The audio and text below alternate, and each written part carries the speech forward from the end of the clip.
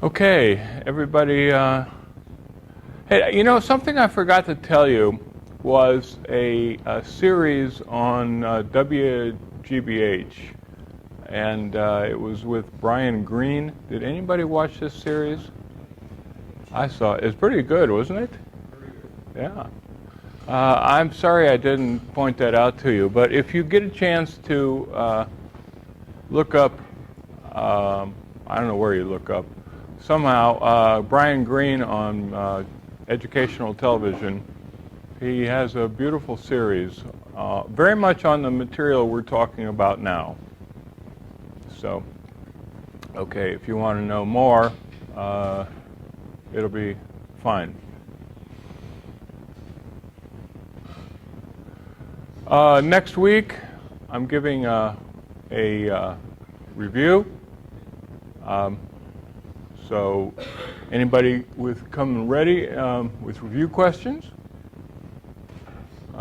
Yeah. Will that be here? It'll be here. Yeah, be here. Okay.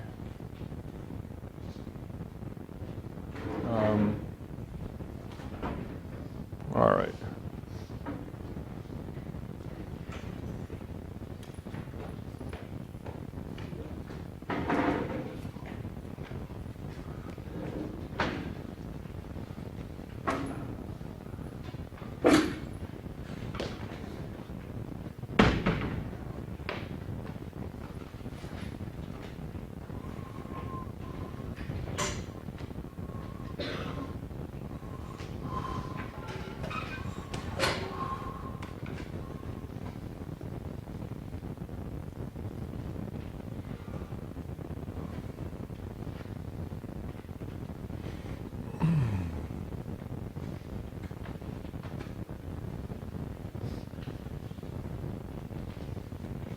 Well, how many of you have been reading the book as we go along in the class?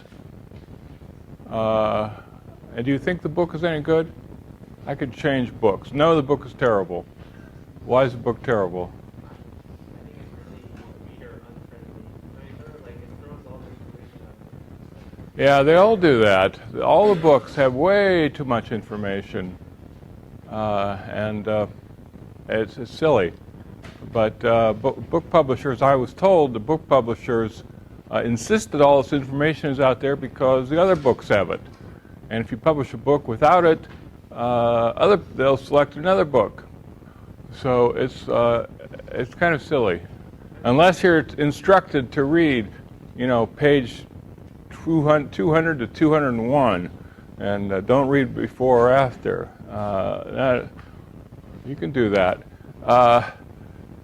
I've used other books in the past that are a little more expensive, so I thought it'd be better to have this one, but I don't know. I read it for the first time. Sorry? I read it for the first time in class, and I thought it was alright. Okay. I just stopped reading it. You go by the notes? Yeah. Yeah, that's what you should do. All right. All right, today we're going to talk about cosmology again, the large-scale structure. I got to turn off some lights.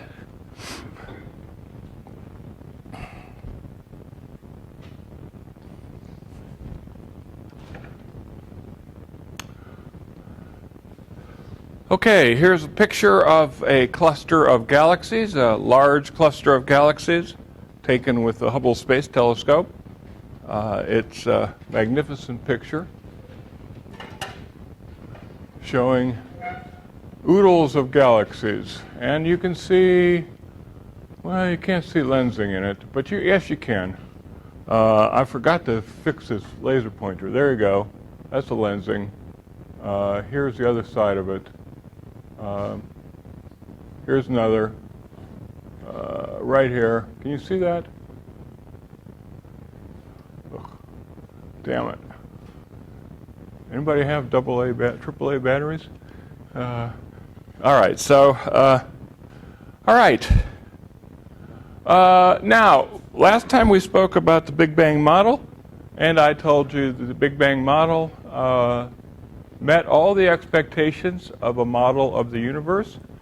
and it had a few outstanding problems. And we want to talk about those outstanding issues today. All right, the evidence supports the Big Bang Theory, and we want to see why. All right, so before 1980, and I remember this very well, I was a professor at Harvard and here. The situation was extremely strange. Now, most of us cosmologists had identified the first three questions, but the fourth question, why aren't we dominated by magnetic monopoles? The magnetic monopoles were, somebody worked out how many magnetic monopoles there were in the universe, and he showed that for the expected universe in the very beginning, as the universe expands, there should be as many magnetic monopoles as there are protons. And that's ridiculous. The limits are huge. We have seen no magnetic monopoles in all the material we searched through. A magnetic monopole is a particle that has magnetic charge like an electron has electric charge. There are no magnetic monopoles. Okay, but there's no real reason why there aren't. And so we looked for them, and they're not found. All right, so why aren't they found? Now, what does the first question mean? The first question is had been something that bothered us all. If I draw the whole universe in one of these plots, we saw in the previous picture that there were lots and lots of little clouds or clusters on the thing, on the map. And if you ask at that universe, at that time, which was an age of 380,000 years, how far is the horizon of a particle? So you say, well, here's a particle out here, and you can draw a horizon. And here's another particle. You can draw a horizon. Now, what does the horizon mean? Remember, the horizon is the distance you can see. You can see this far in the age of the universe. And we know that our horizon should grow. With time, it gets larger, larger, larger. We can see, because the age of the universe is larger, the photons can travel a longer time. So that means the horizon gets larger. Now, this map is in co-moving coordinates as opposed to the physical coordinates that expand. But never mind, this shows you where they are. So here's the point. This particle has a small horizon, this particle has a small horizon, yet both of them show the microwave radiation at 2.7 degrees. Why do they both agree on the temperature? Why is it even close? What process laid the initial temperature of the universe?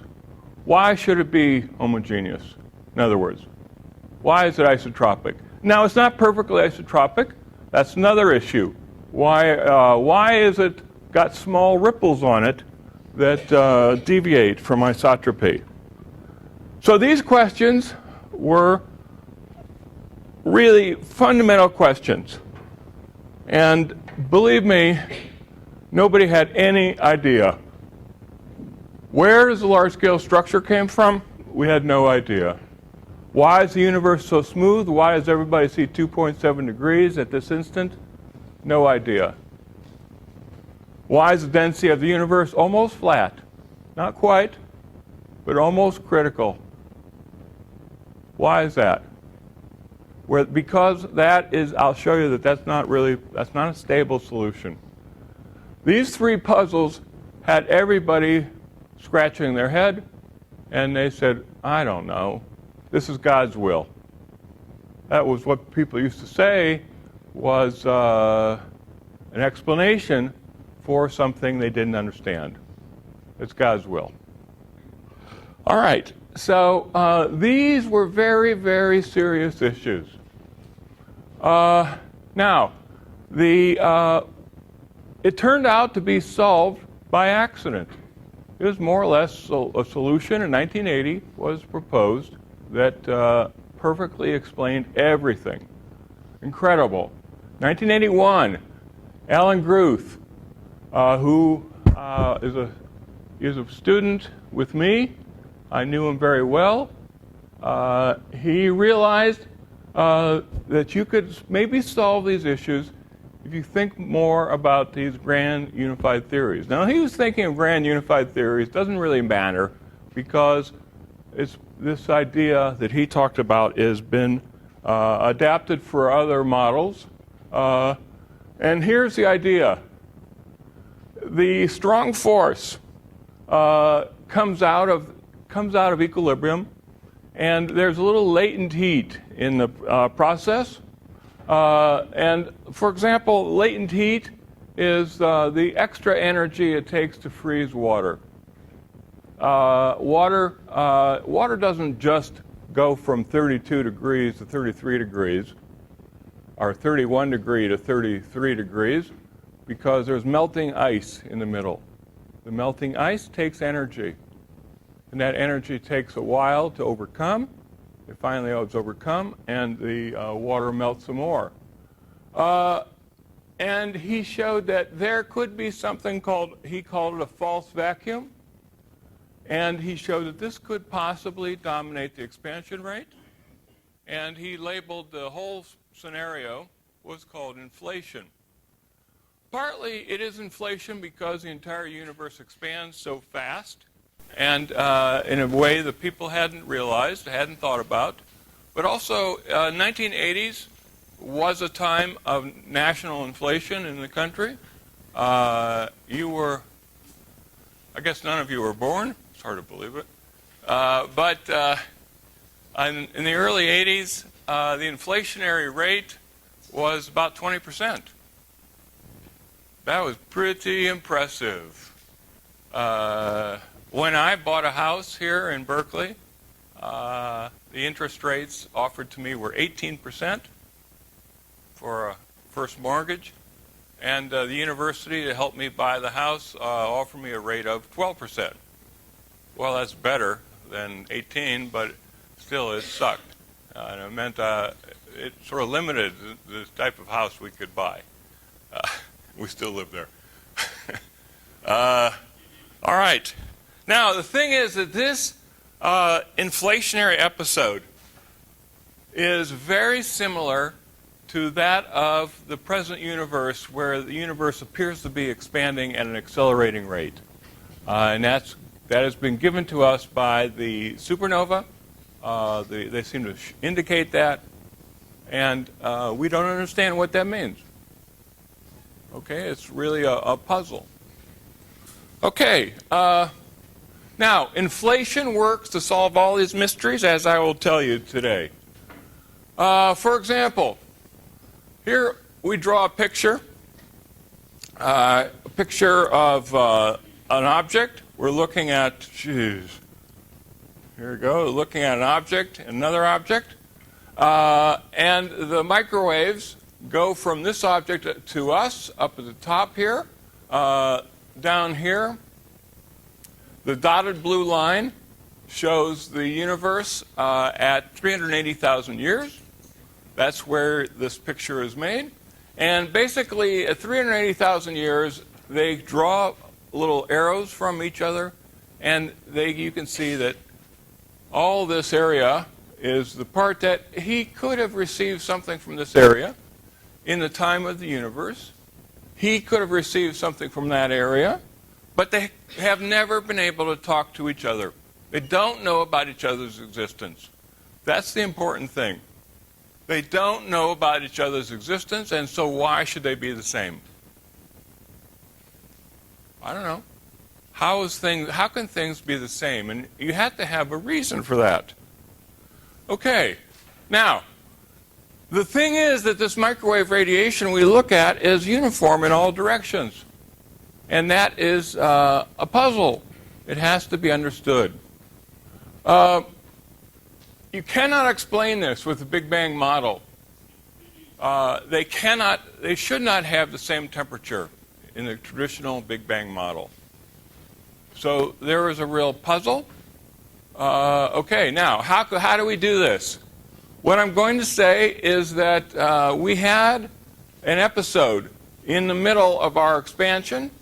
The universe expands normally, and then it exponentially expands, and then it gradually goes back to our universe. Our universe is one where you throw a ball up and is decelerated as it gets up to the top, comes back to us, just like a ball should do. But this accelerating universe, if you throw the ball up, it takes off. You know, that is weird. It's very, very weird. Takes off and eventually goes faster than the speed of light. And so you'll say, whoa, whoa, whoa, whoa, whoa, whoa, whoa. How's it going faster than the speed of light? How does this happen? Nothing can go faster than the speed of light, yet the ball appears to us to be moving faster. So we'll talk about that as well. Okay, so one, you can accept that the universe is the same in different directions because that was the will of God. That's one way to say it. Physicists generally don't like that explanation. You know, you can put it out there, but you'll never win a Nobel Prize for saying it's the will of God. No. Okay? So you want instead to look for a dynamical physical explanation to explain this effect. How can you understand how the universe is homogeneous when it shouldn't be? Okay, now, Alan Guth explained this amazingly. He invented a model called inflation. And what it is very simple. Instead, and I'll show you why. Instead of a decelerating universe of the type that slows down as you throw a ball up, the universe accelerates as you throw a ball up. Okay, now how you get that is a puzzle. We'll talk about it. But if there is an accelerating universe for some time in our expansion, you have a chance of explaining this amazing mystery. Okay, for example, accelerating universe, the particles start at the event horizon. The particle can see only as far as the event horizon. All right, that is as far as you. Now, the event horizon is the point at which you cannot see anything beyond there. All right, it is stopped because light cannot travel faster than c. Okay, so inflationary phase, you replace it so that everything starts out in causal contact and then comes back. Now here's what the idea is. Now we started that previous picture. Previous picture showed us and the let's see if I can use this.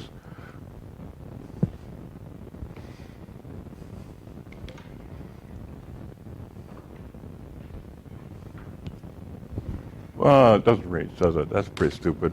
I should have known it won't reach. All right, let me try it once more.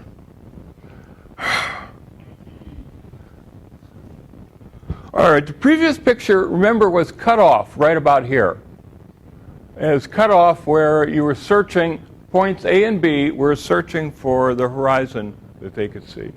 Now we're going to say, okay, let's pretend that before that, the universe, A and B were at this point, and then the universe went exponentially expanding, and whoa, they're blown apart at some speed, much faster than light speed. They're just ripped apart. Okay, so if that's the case, if the inflationary period is here, then at this time, points A and B can sit and be in contact with each other. They're in a thermal bath, they talk to each other, and they say, well, I want to be 2.7 degrees times redshift. And okay, they come out to that temperature, and that's it. So the explanation is that the universe was in causal contact. It was wrong to calculate. I calculated it before as though the universe were decelerating, when in fact, if it's accelerating, you can see very much further. We didn't know. In an accelerating universe,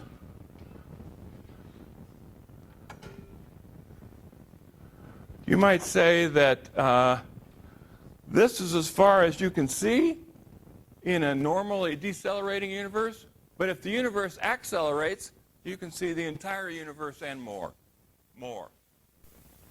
And so you calculated it wrong because you had the wrong expansion rate of the universe while you're doing the calculation.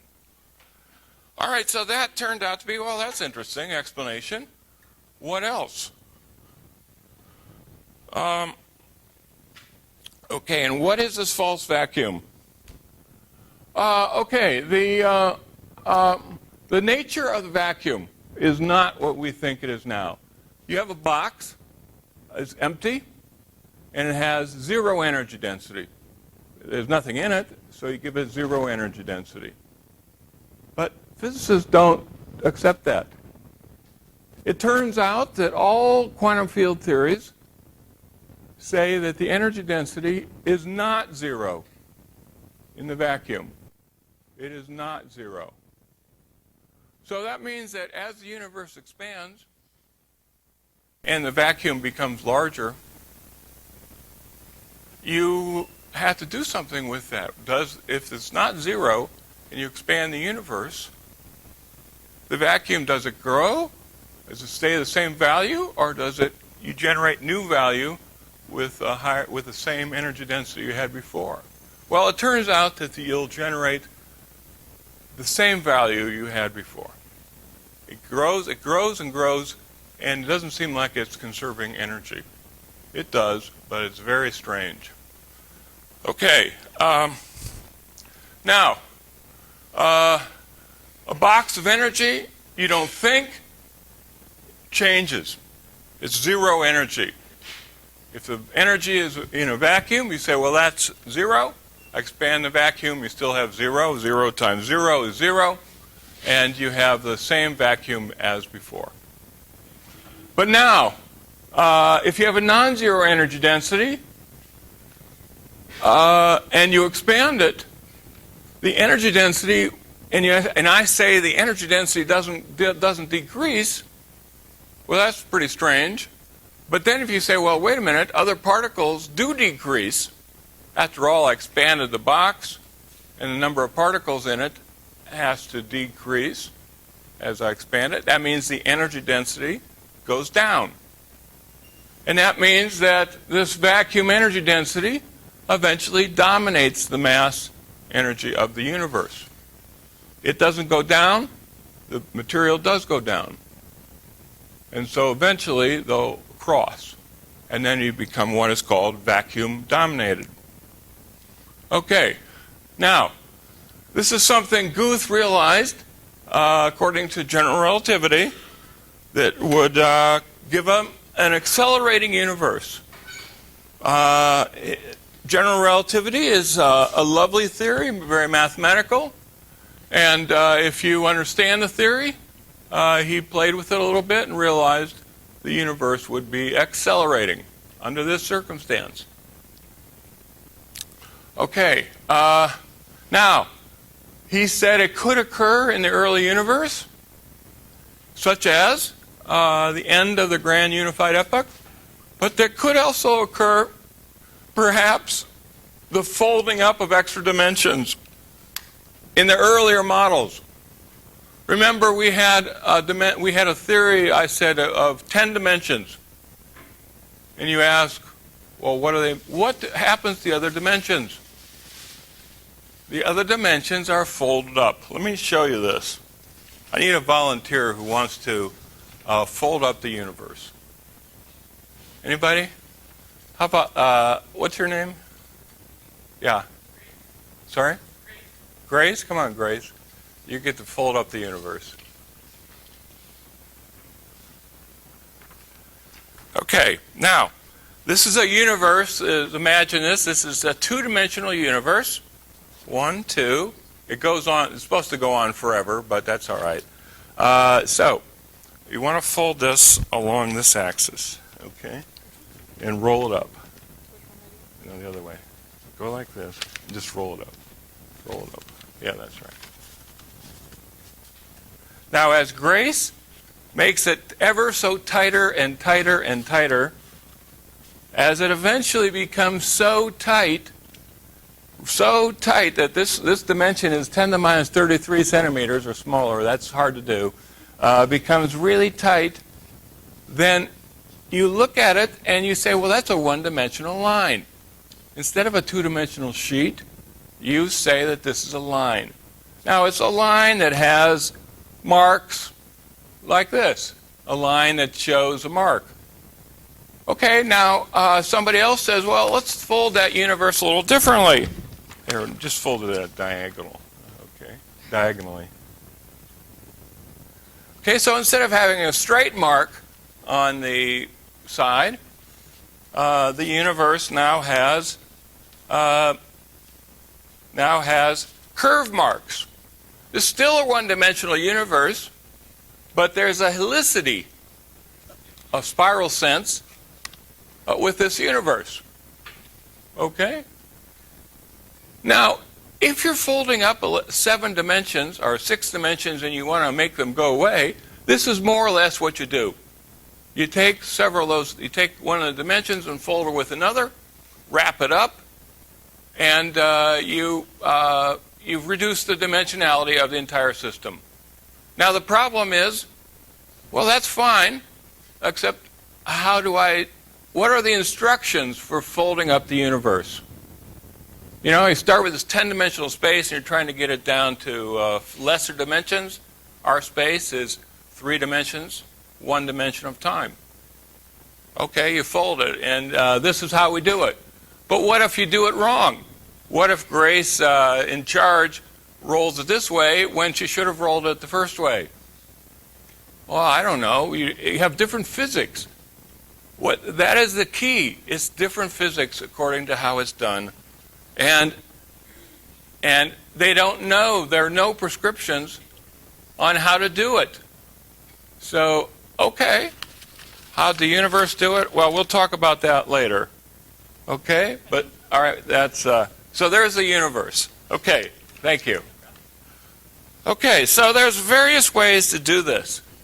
Now, this dark energy in the universe is causing it to inflate like it used to. If it really continues to inflate the way it's doing now, we are in for an interesting time.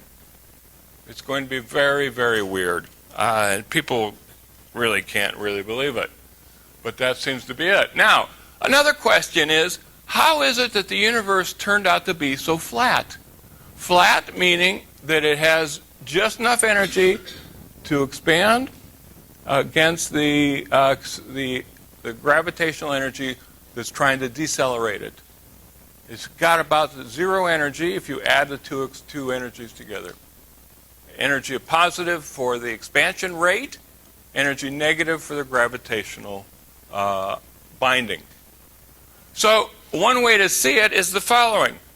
If you're an ant on a balloon, your balloon is a model of the 3-dimensional space-time. Remember, this is just a model.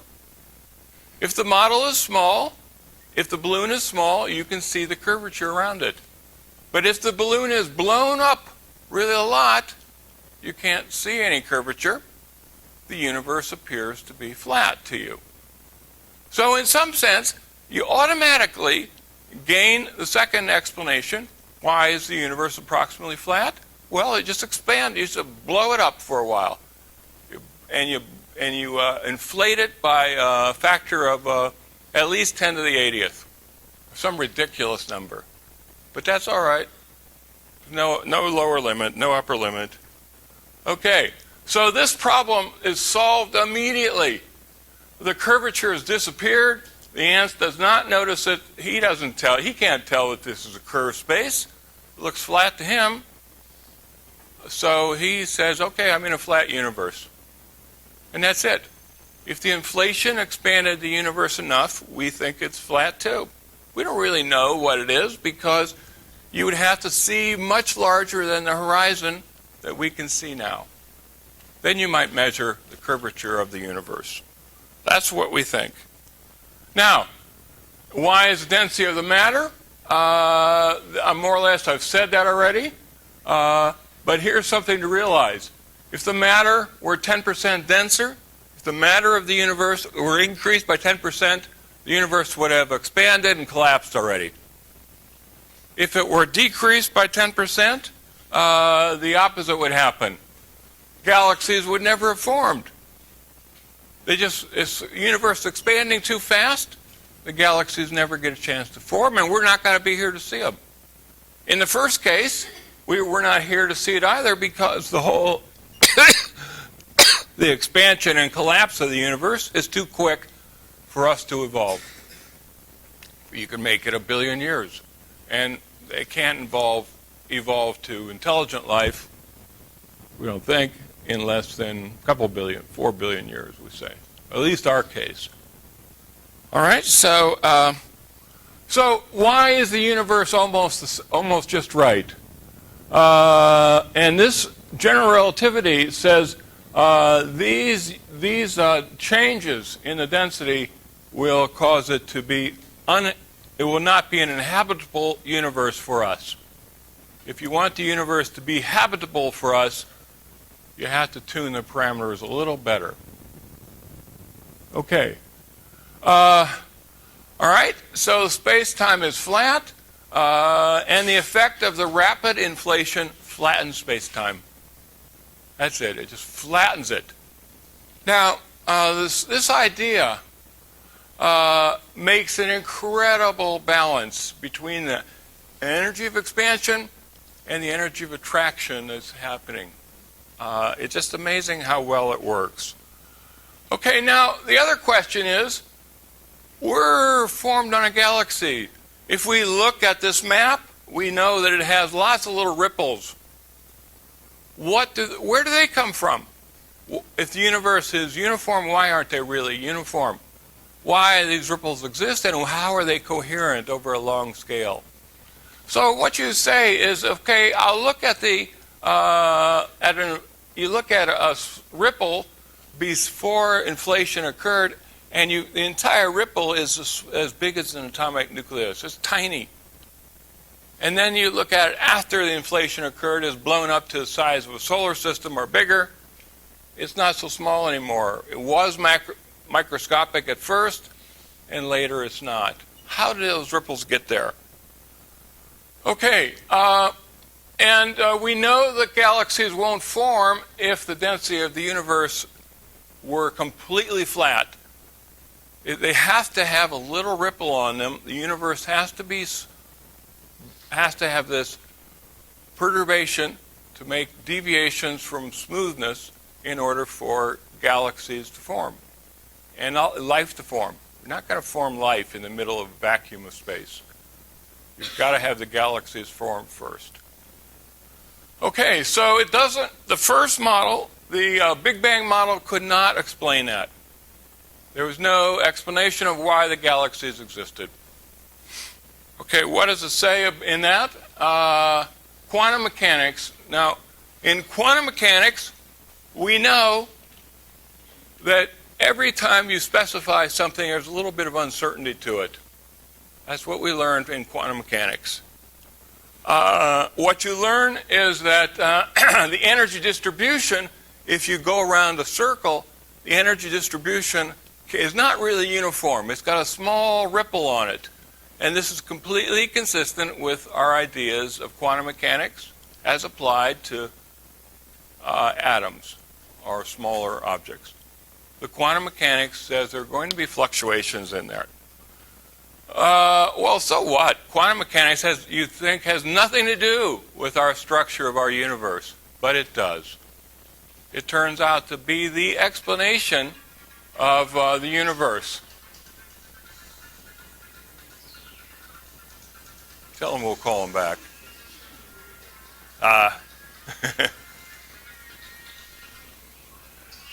Oh, man. That's a noisy one. Okay. All right. The point is these very small ripples of the universe that always are present in something very microscopic don't go away. They get magnified when the universe explodes in size. Now, people said, gee, that sounds really good, but how the hell does inflation really work? The idea is that these ripples in the energy are the seeds, they're the seeds of fluctuations necessary for the formation of everything in the universe. That this has been calculated. Believe it or not, there have been conferences. There was a conference called by the guy in England who was crippled. What's his name? Who's the man who sits in a wheelchair? Sorry, Hawking's. Yeah, Stephen Hawking's. He called a meeting. He had a meeting in the early 90s about this, and they worked out the theory. It doesn't perfectly fit, but they don't have the right theory either. But it seems very good. It more or less works. All right, now why is the large-scale universe so smooth? The entire universe is less than one tiny small fraction of a light second. In that time, the radiation signal bounced around in here and had no trouble keeping it in equilibrium. It's really a crazy notion. Okay, the temperatures were equalized. The inflation expanded the universe so quickly. The points went out of communication. The inflationary expansion was so fast that light cannot keep up with it. Now, why I keep saying the thing expands faster than light speed. And how am I getting away with that? Anybody? How can something expand faster than light speed in relativity theory?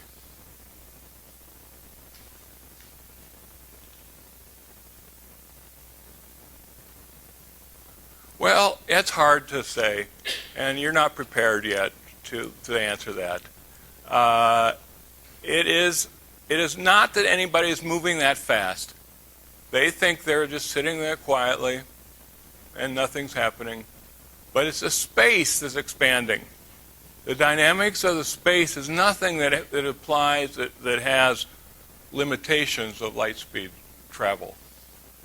The full space can expand at whatever speed it wants. It doesn't have this limitation, and it does expand.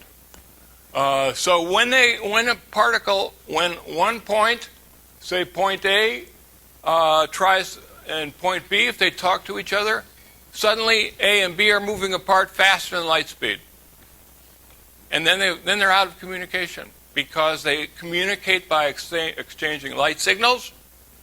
And they can't do it. We're moving too fast. So that means they're out of contact. That is known as an event horizon. They talk to them early, but now they can't talk to them.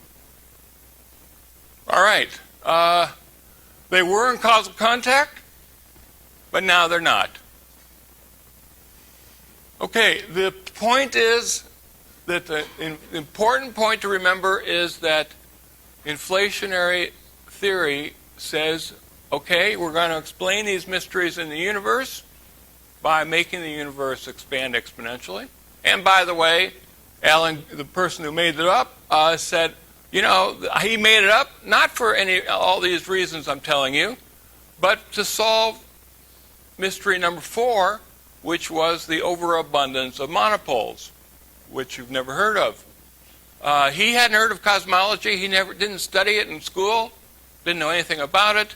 He said, well, I'm going to work on this monopole problem, and he did and solved it for the same reasons. You would think that the monopoles would overwhelm you, and he showed if an inflationary episode can smooth out the universe, there's no monopole problem. So he said, oh, well, now what else is this theory good for? And then he realized what it was good for. It turned out to explain everything about the universe. And it was really, really neat. Okay, now, the evidence for this. I I've told you the microwave anisotropy probe was the precise measure of the inflationary epoch. All right, it detected very subtle, small-scale temperature variations, and it looked like this. This is a map of the sky produced by the WMAP satellite. Now, the satellite showed this map is at a level, remember, I have subtracted, I didn't do this, but this has been processed to remove all but 10 to the minus fifth of the intensity. The map is incredibly uniform at 2.73 degrees. If you subtract off of that uniform radiation, subtract and subtract and subtract, you find that there's a tiny ripple on it. This is what the tiny ripple shows. Now, I think it is the case that blue is underdense and yellow-green, yellow I guess, is overdense. Little fluctuations. Okay, these are fluctuations in the temperature that you see in the radiation. Here's a large fluctuation, the large blue area. Here's a large fluctuation in these other areas. But this is what we see. Now, what do we learn by seeing this? Again, what does it imply? Okay, now, it is amazing that that picture was completely consistent with inflation, and I can't really do this. It's very hard to show you this. Inflation predicted omega is equal to 1, but we'll try to show a little bit. The map shows omega equals 1. That is, the density of the universe is exactly right for the it's exactly right to make the universe flat. It didn't have to be, but the observations show that it's flat. Okay, now, the early universe is not well specified. There are many, many, many theories, and we're not sure what is right. It doesn't matter particularly for this discussion, because all the theories have to incorporate, they know that they have to be modified to incorporate an inflationary episode. We're not sure why it exists, but it has to. Okay, now here's something, you've all heard this notion. You can't get something for nothing. Okay, and we'll turn it on its head, because in an inflationary universe, the curvature is flat, the total energy is 0. The energy of the universe is 0. Now, it means you're balancing a lot of positive energy of the universe expanding against the negative energy of the universe attracting itself. And that balance turns out to be 0. And this was part of a vacuum bubble. And in this bubble, it inflated and generated the entire universe out of nothing. Okay? What was the first phase of the universe? It was a tiny, tiny speck. And then it expanded to our complete universe and is nothing to show you. That's it. That is the universe. Nothing in it.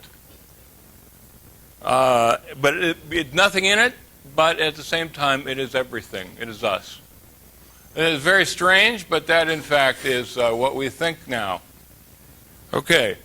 The universe, therefore, is the ultimate free lunch. You can't get a lunch for nothing, but the universe got a more than lunch for nothing. Ultimate free lunch is the universe. Okay, now, if we want to connect things, here's the idea.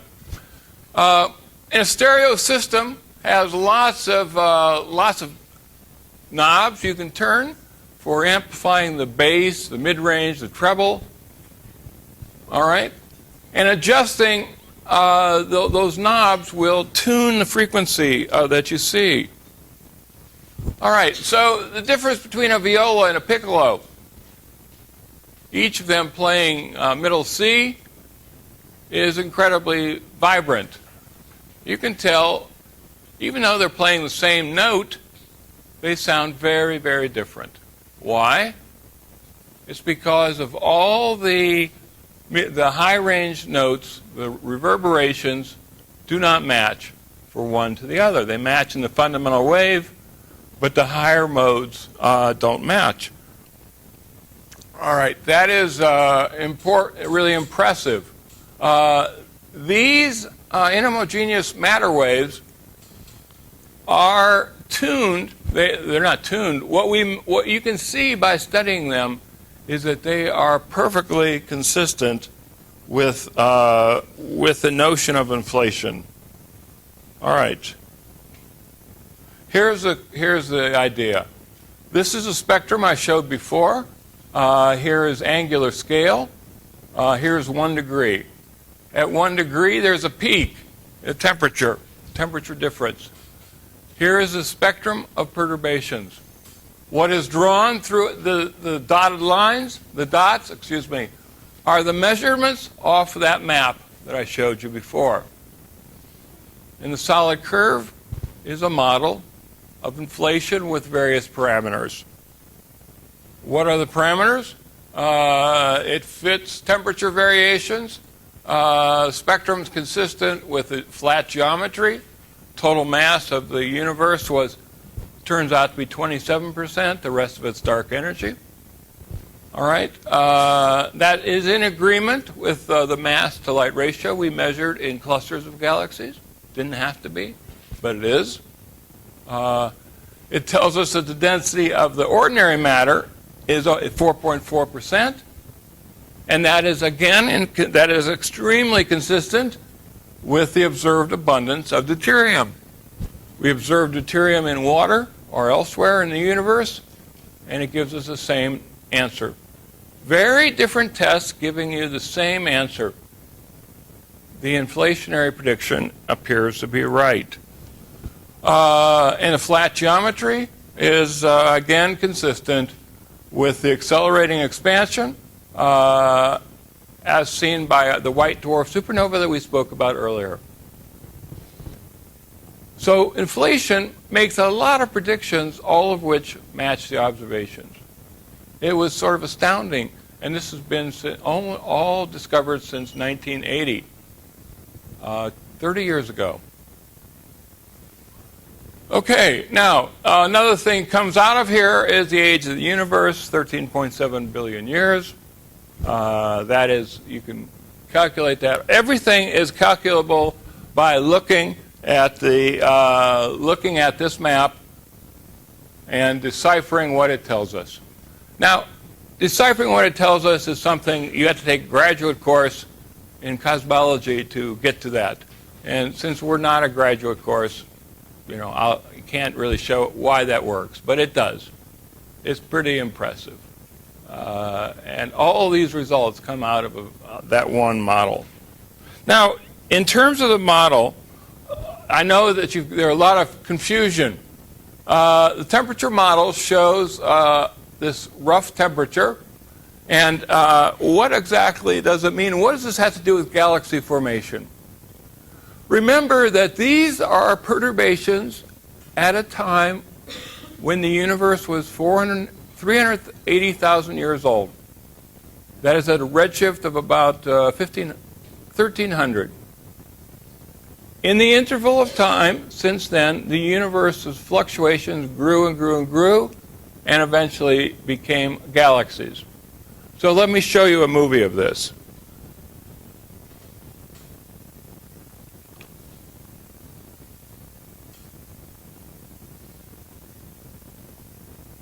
Okay, now, we're going to show a movie which is going to concentrate on one small piece of the universe.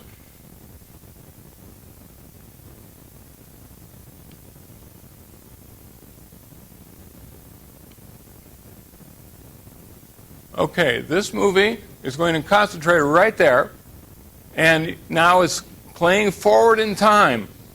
As it plays forward in time, first some stars form.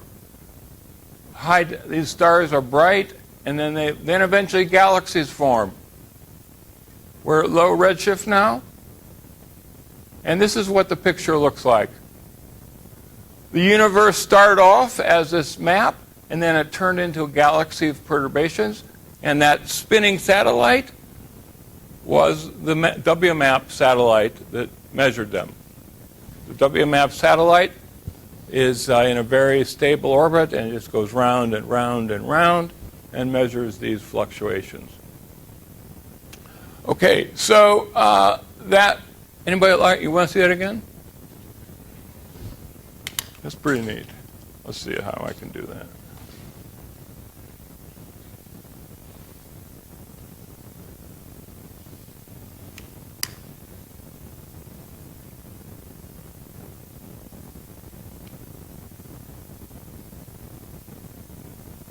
Okay, so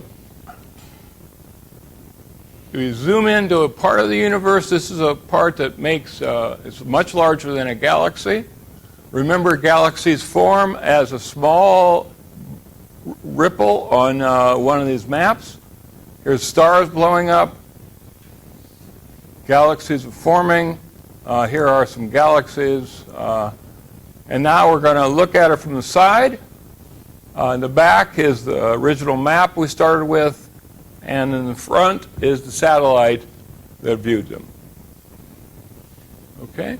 That was a NASA satellite, a bargain satellite for only $380 million. $300 million. Okay, that's a cheap one. But that's how it worked. All right, so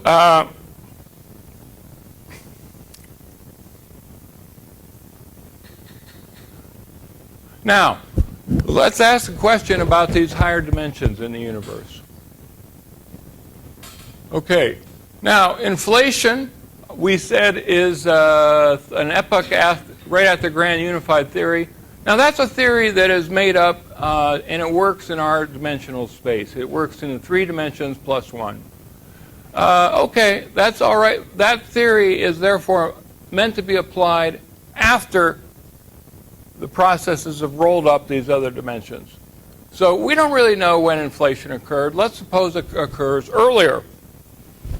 Okay, now, theoretical physicists work on this a lot.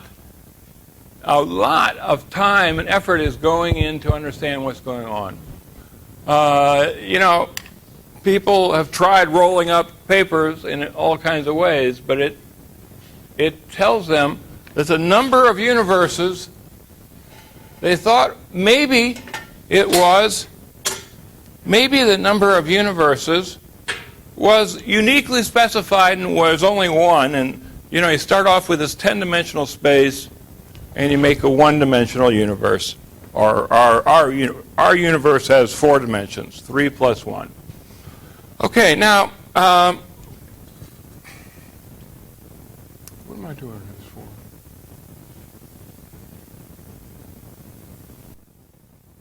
Oh yeah, right. The number of universes, people have taken this this space is specified in 10 dimensions. All right? And they finally calculated a number of ways of folding it up. The number of ways of folding it up is 10 to the 500 or so. 10 to the 500. Now, how many particles in the universe? Well, I'll tell you something. 10 to the 80th. 10 to the 80th hydrogen atoms in the universe. That's it. You add up the number of hydrogen atoms in the universe, you only get 10 to the 80th. That is nothing. I mean, 10 to the 80th is a big number. Now, what was the number of Google? Or what's that? A gooplex or something? A number that was so big as to be unimaginable. 10 to the 100. And what's the name it's given? Sorry? Google. Just like the company? Okay, Google. All right? So 10 to the 100 was thought to be an absurd number. It's far larger than the number of of atoms in the universe. So it's crazy. That's an infinite number. 10 to the 500. Remember, the exponents are really big. 10 to the 500 is a lot of Googles. 10 to the 300 Googles. Oh, my gosh. So that is insane. The number of universes, number of ways you can fold up this sheet of paper is insane. Insane. So how are we supposed to understand why we're 3 plus 1? And how are we supposed to understand this? It's ridiculous to be that big. And so they say, well, gee whiz, maybe the universe tried them all. We tried them all. And we can't see most of them. Now, the problem with this theory is it's very metaphysical, because nobody has any idea how you'll ever check any of this. It's not really satisfactory. But, all right, let's do it anyhow. All right, so these other dimensions are curled up to small, like in the example we made. And we said, well, there wasn't any unique way of curling that simple 2 plus 2 going to 1 case. So there probably is not a unique way to curl the 10 dimensions down to 4. Okay, so if the universe is dominated by a false vacuum, let's go back. If the universe is dominated by a false vacuum, the issue is that once inflation begins, there's no stopping it. If inflation begins, here's an idea.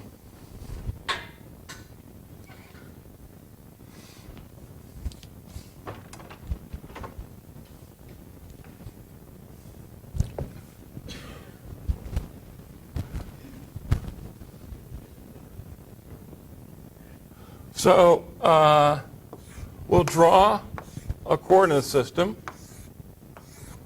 All right. And inflation begins. And eventually the universe gets bigger.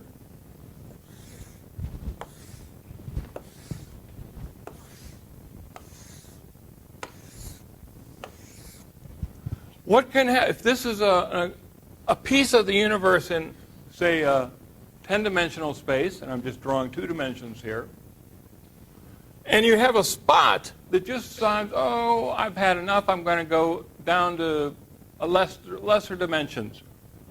Here's a spot. Here's a spot. Here's a spot. Here's a spot. These universes, each of those is a speck that is big enough to become an entire universe when it expands. So the universe expands, and this speck, and this, well, I should draw this. Actually, this, what have we got? This and this universe, all right? They're like this, but in fact, it turns out that the expansion of space in here, the expansion of space dominated by this false vacuum area is faster than the expansion of space in this area. It is expanding faster than the part where it's seeding the new universe. That means that this can never catch up, and the universe, as it grows, has ever larger pieces of it in the false vacuum state. It goes and keeps expanding, and little universes are possibly being born. Now, that is inevitable in any type of model of inflation. It turns out that inflation, once begun, cannot be stopped. And let's look at this again. All right, so here's the idea. You can look at it this way if you want. In the universe, start at the bottom, go up with time. Time goes up this way, and these different colors, little bubbles, represent different universes. And the parent universe, the mother universe, is down here. The mother has a baby here. The daughter has a daughter, and she splits and has two daughters. And two daughters, one, and it keeps splitting and splitting and splitting. Each time is perhaps the time of rolling up of some of the dimensions. It maybe will lead to exponential expansion. We're not sure how any of this works. But the idea is that it's the daughter universe, the parent universe, excuse me, that controls everything. The parent universe is inflating. And we, for example, are born, for example, as the red blob. That's us. Okay? Now, the question is, what happened before the beginning? Well, before the beginning, the universe was expanding, but it was a 10-dimensional universe. Sometime later, it decided to birth our universe. That was our beginning, at the time our universe was born. You like that? Is that acceptable? That means that the universe could have been, we don't know how old it is. We'll never know how old it is. The parent universe is any age you want. And it's not even clear that you measure age the same way. It might be that there are, instead of a clock, there are two clocks. I mean, two coordinates or four coordinates that behave like time coordinates. I don't know. You know, it's crazy. Try to imagine a universe that has multiple universes of coordinates. Now, here are the characters who brought you this. Alan Guth on the left, and Andre Linde on the right. Alan is now a professor of physics at MIT. This guy is a professor at Stanford. He was in the Soviet Union when he did much of this work. Alan was an itinerant postdoc when I knew him. He was struggling to find a job. He didn't know what he was doing with life. And he invented inflation, and everybody called him up and said, hey, you want a job? And he took a job at MIT, his alma mater. He became overnight star. An overnight star for this idea that a lot of people said, oh my God, I could have thought of that 20 years ago. That was easy. Just have an inflationary epoch, and you can explain these fundamental mysteries of cosmology. He came up with the explanation for reasons not related to cosmology, but which work brilliantly. He's my age, although he doesn't look like it here. Okay? And I knew him as a graduate student. Okay. All right, so there are various predictions. The spectrum of perturbations. Spectrum of perturbations matches the inflationary predictions. The universe should be flat. That's a prediction of inflation. Observations suggest it's flat. The observations, particularly from the microwave radiation, suggest it's flat. The observed matter density of the universe, it does not appear to satisfy omega equals 1, but it does appear that their balance is omega equals 0.7, and we don't know why. Now, the question is, why is the dark energy contribute 70% of the mass energy of the universe? Now, you can say that of these universes, of these 10 to the 500 universes, most of them have different values of dark energy. For example, you could have a gazillion universes that have dark energy that's higher, but those universes accelerate so fast that you don't form galaxies, and nobody ever sees them. You could have universes with negligible amount of dark energy. You would measure dark energy components about 0. Those universes don't make, if our universe had more mass in it, it doesn't live long enough either. And so you could say, well, the conditions are just right for life to form in our universe, and it picked out one or more of those 10 to the 500 universes, and that's us. And that stinks. It's absolutely the worst explanation imaginable. For a physical explanation, that really stinks. But that is it. All right, so what it says is that the dark energy of the universe has negative pressure, and it's just like an inflationary phase of the early universe. And that is chosen for unknown reasons. It's unclear why anything is doing what it's doing. All right, so now let's review this course a little bit and talk about what we've seen. So let's go over the theory of epicycles. Remember, epicycles were circles on circles on circles to make motion of the planets, make them all sensible and fit the observations. So the epicycles of our theory are, you can say it's pretty complicated. Why does our universe contain radiation, neutrinos, ordinary matter, dark energy? It contains all that stuff in abundance. Why? All right, that much we have.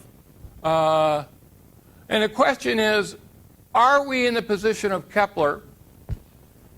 Right now, we're in the position of Kepler, who was puzzling over the planets and discovered that the Mars did not orbit as a circle the way he had been taught in school, the way the church had taught him forever. Mars orbited in an ellipse. It was a perfect ellipse. He didn't understand that. Okay, so we know what happened. The genius of Isaac Newton was born 50 years later, and he provided a natural explanation of why this is true. So the question is, who's going to be Newton? We need another Newton. Any volunteers? All right? We need another Newton to explain why this universe can possibly be the real universe. It is so complicated, as we've seen, with some of these explanations, some of these points of complication having no real explanation. Why is it chosen in a way it is? Okay, so this appeared in 1998. A beautiful picture of Einstein observing the bubbles of the universe. It's a lovely picture. Bubbles and bubbles and bubbles. And people realizing that the universe is not one universe, but it's known as a multiverse. A multiverse is a lot of universes put together. We can't see any multiverses, of course. The universe was supposed to be everything. You know, that's the definition of universe. It's everything. Multiverse is everything and then stuff that you can't see. Okay, so the evidence suggested it's accelerating, and we might be entering inflation again, maybe. What is the nature of this? How is the acceleration generated? And we think it is by cosmological constant. How do you test this? And a lot of my work in the past has been doing experiments that attempt to test it, and we failed. Find a new way of testing it. Oh, that's okay. All right. So we're at the point of saying, how do we understand time and space? In the first state of the universe, there was the steady state theory that was put out in the 1940s, early 50s. The steady state universe was something we didn't spend any time talking about because it's just wrong. It postulated that the universe is infinitely old and the continuous creation of matter. That was how the theory worked. Then we spent a lot of time talking about the universe, the Big Bang model, which is 14 billion years old and conserves matter and energy. And we worked out the implications of that. That's the standard model. But the new standard model is the inflationary Big Bang. The inflationary Big Bang says our universe, our particular bubble, has a finite age. And the creation of all matter energy is done by what is from this false vacuum energy density. That's the vacuum that drove the inflationary episode. At the end of the inflationary episode, that vacuum energy density turns into ordinary matter. And it does that in a complicated way. I won't worry about the details. But this is the progress of cosmological theory in the recent years. This one, this has a lot of similarity to the steady state universe because it says the parent universe could as well, it may have been infinitely old. It's interesting how it works. And the matter is created out of this false vacuum. It's better than creating it out of a continuous matter, but same idea. Underlying it is bad mathematics, but okay. Now, we want to talk about the march of progress. And remember I said progress is, the scientists have this view of, it's not Copernicus. Copernicus showed that the sun's not the center of the universe. That's what he showed. Later scientists, the Earth was not the center of the universe. Later scientists, when they understood the galaxy in the 20th century, said the sun is not the center of the universe. Remember, at the beginning of the 20th century, people thought the sun was the center of the universe. And that, you think about it, is not that long ago. The beginning, about 120 years ago, they thought the sun was the center of the universe. That's ridiculous now. Of course you say, well, that's stupid. But that's only 120 years ago. That was the common belief. Because there was no evidence otherwise. No evidence otherwise. All right. Now we know that our galaxy is not the center of the universe, and we didn't know that until Hubble's work in the late 20s, 90 years ago. And now all this stuff on cosmology says that the stuff that makes us up is 4% of the universe, and the rest of it is some other stuff, dark matter. So we're not even a dominant constituent of the universe. Well, that's pretty sad, I guess.